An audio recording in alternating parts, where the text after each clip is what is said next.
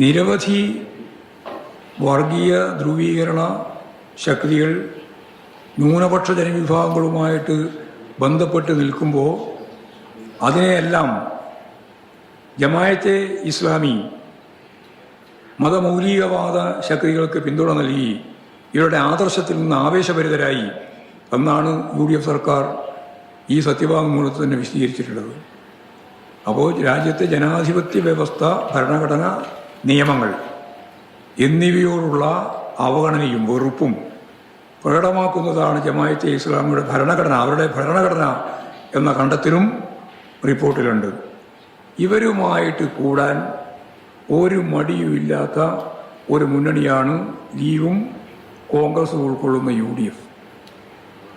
എന്നിട്ട് അതിൻ്റെ മേലെ ആരെങ്കിലും എന്തെങ്കിലും പറയുമ്പോൾ ജമായത്തെ ഇസ്ലാമിനെതിരായിട്ടുള്ള വിമർശനം എന്ന് പറഞ്ഞാൽ അത് മുസ്ലിം സമുദായത്തിനെതിരായിട്ടുള്ള വിമർശനമാണ് എന്ന് വരുത്താനാണ് ശ്രമിക്കുന്നത്. അതുകൊണ്ടാണ് ഞാൻ ആദ്യം വ്യക്തമായി വിശദീകരിച്ചത്, മുസ്ലിം വർഗീയവാദം, ഹിന്ദു വർഗീയവാദം രണ്ടും മതവുമായി കൂട്ടിക്കലർത്തേണ്ട കാര്യമില്ല, വിശ്വാസവുമായി കൂട്ടിക്കലർത്തേണ്ട കാര്യമില്ല.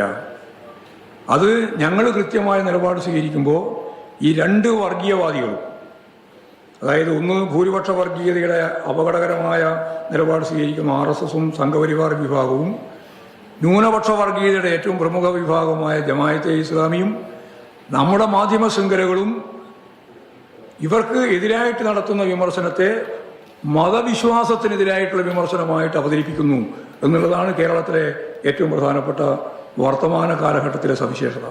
അതുകൊണ്ടാണ് ഞാൻ ആമുഖത്തിൽ ആ കാര്യം വളരെ വിശദമായിട്ട് തന്നെ പറഞ്ഞത്.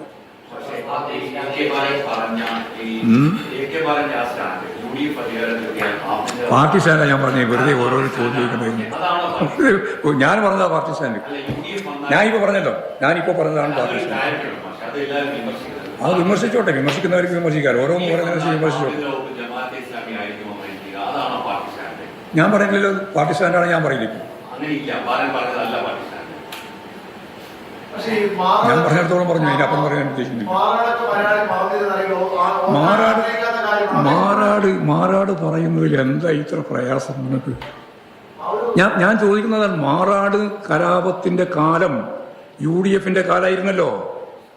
നിരവധി ആളുകളെ വെട്ടിക്കൊല്ലാനും ആ വെട്ടിക്കൊല്ലുന്നതിന് ഇടയാക്കുന്ന രീതിയിലുള്ള സംഘർഷങ്ങൾ ഉണ്ടാകുന്നതും UDFന്റെ കാലത്തല്ലേ? അത് പറഞ്ഞു പോകുമ്പോഴെന്താ ഇത്ര വലിയ വിഷമം? അത് മുഖ്യമന്ത്രി തന്നെ വിശദീകരിച്ചല്ലോ ആ കാര്യം. ജമാഅത്ത് ഇസ്ലാമിന്റെ ആശയാണ് കലാപുണ്ടാക്കിയ ഈ ഏത് പത്ര മീഡിയ വണ്ണോട് ശരിക്കും പറയേണ്ടതുണ്ട്. ഞാനത് പറയുകയും ചെയ്തിട്ടുണ്ട്. ഞാൻ നല്ല നിലയിൽ തന്നെ പറഞ്ഞിട്ടുണ്ട്. ഇവിടെ എന്താ പ്രശ്നം? ഒരാശയം ശരിക്കും ശ്രദ്ധിച്ചോട്ടോ, ഒരാശയം മനുഷ്യ മസ്തിഷ്കത്തിലേക്ക് പ്രവേശിച്ചാൽ ആ ആശയം കേൾക്കുന്നുണ്ടോ? മനസ്സിലാകുന്നുണ്ടോ? അല്ല, ഇങ്ങനെ ഈ കാട്ടും വിശദമായിട്ട് പറയാം. നിങ്ങൾക്ക് മാത്രമാണ്, ലോകത്തിന് മനസ്സിലാവാനാണ് ഇത് പറയുന്നത്.